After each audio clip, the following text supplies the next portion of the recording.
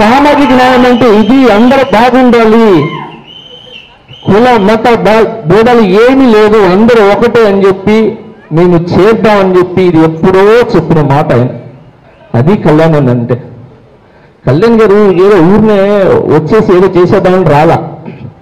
ఏదో ఆయన డబ్బులు తక్కువ ఉండో లేదంటే ఏదో ప్యాకేజ్ అంటే ఆయన ఏం డబ్బులా, ప్యాకేజ్ అండి, ప్యాకేజ్ తీసుకునే వాళ్ళు తీసుకుంటున్నారు, బాగానే పెట్టుకుంటున్నారు. సో ఒక చిన్న మాట చెప్తాను, ప్యాకేజ్ అంటున్నారు. ప్యాకేజ్ దానికి అర్థం మీకు తెలుసా?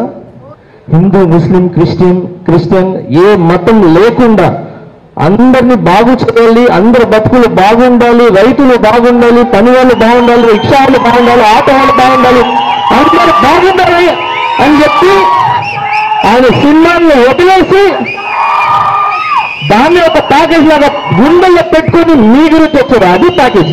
లాస్ట్ టైం ఎవరో ఆయన్ని టచ్ చేయలేక ఆయన ఒక బొమ్మని పెట్టుకొని ఏదో బాక్సింగ్ ఆడుతున్నారు.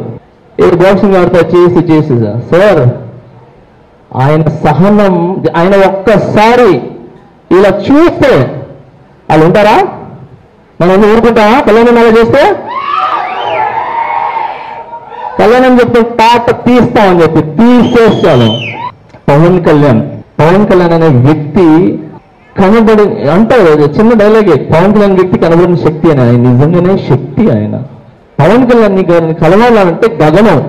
అలాంటిది ఇప్పుడు ప్రతి ఒక్క మనిషి దగ్గర ఈజీ ఆయన కలవటం. ఓకే, మీ అందరూ పోయి కలుస్తాం. ఎవరినైతే కలవడానికి ఈజీయో సీఎం అంటే ప్రతి ఒక్కరి దగ్గర పోయి కలిసి మాట్లాడదే. అలాంటిది ఆయన దగ్గర పోవడానికి మాత్రం గగనం. 5 సంవత్సరాలు కూడా ఎవరు పోలే ఆయన దగ్గర. కానీ కలవని ఒక పెద్ద ప్లేస్ ఉన్న కళ్యాణ్ బాబు ప్రతి ఒక్కరితో కలిసి వెళ్తున్నారు. ఇప్పుడు జనాలకి ఎవరు దగ్గర ఉన్నారు, ఎవరు దూరంగా ఉన్నారు?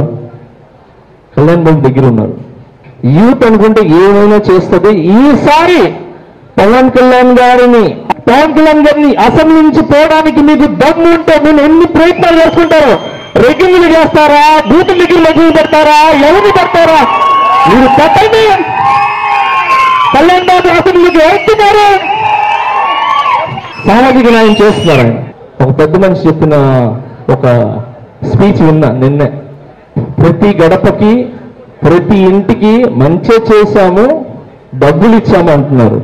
అమ్మఒడు అని చెప్పు, లేదంటే ఇంకేదో మొత్తం ఒక 15,000 ఇస్తున్నారు సార్. మీరు బాగానే ఉంది సార్. అమ్మఒడి ఓకే, నాన్న బుడ్డి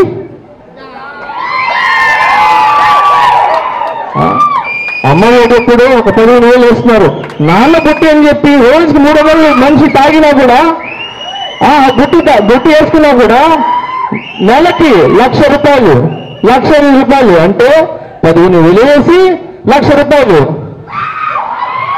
మనిషికి సోమరిపోతుని అలవాటు చేయకూడదు. మనిషి కష్టపడాలి. కష్టపడితేనే వాళ్ళు ఆరోగ్యంగా ఉంటారు. సెల్ఫ్ సాటిస్ఫాక్షన్ ఉంటుంది, మేము కష్టపడ్డాము అని చెప్పి.